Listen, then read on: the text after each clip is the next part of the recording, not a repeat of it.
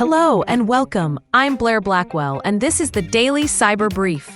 Here's today's rundown of the biggest cybersecurity stories you need to know today. Good morning. This is the Daily Cyber Brief for Thursday, January 22nd.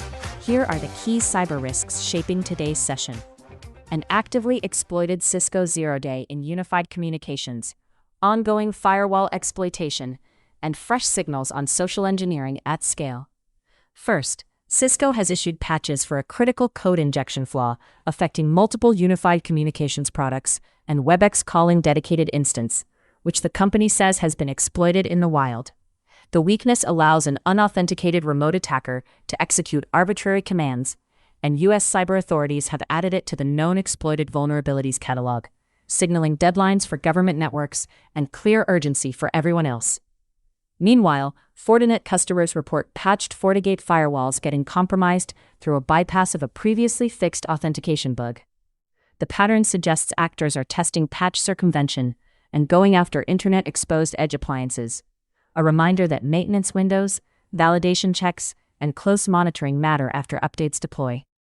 In cloud environments, researchers warn that misconfigured security testing applications, the deliberately vulnerable training tools often used in labs, are being leveraged to breach Fortune 500 firms and even security vendors. Over-permissioned demo apps like JuiceShop or DVWA, left accessible, can become stepping stones into production, illustrating how shadow labs and training sandboxes expand real enterprise attack surface.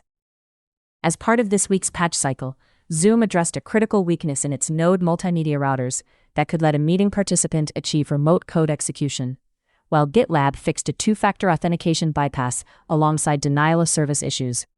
The theme is consistent. Collaboration stacks and developer platforms continue to sit on attackers' shortlist. On the social engineering front, LastPass's warning of convincing phishing emails posing as urgent maintenance notices that pressure users to back up their vaults within 24 hours.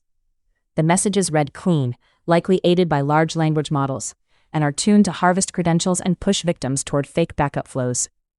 Threat intelligence also flags a North Korea-linked operation dubbed Purple Bravo, or Contagious Interview, using fake job interviews to target thousands of IP addresses tied to organizations in artificial intelligence, cryptocurrency, finance, IT services, marketing, and software development across several regions. It's another case where talent outreach becomes the lure, and developer or research machines become the prize.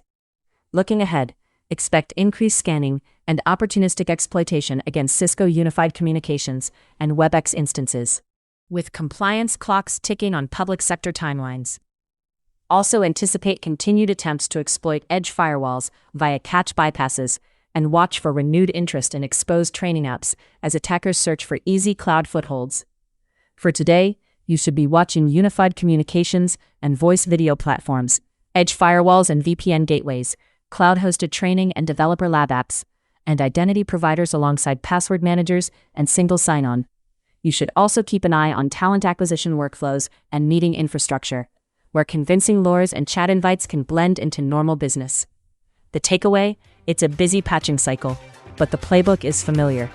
The big question now is whether edge and collaboration flaws become quick pivot points into core identity and cloud systems. That's it for today's edition of the Daily Cyber Brief. Thanks for listening. I'm Blair Blackwell.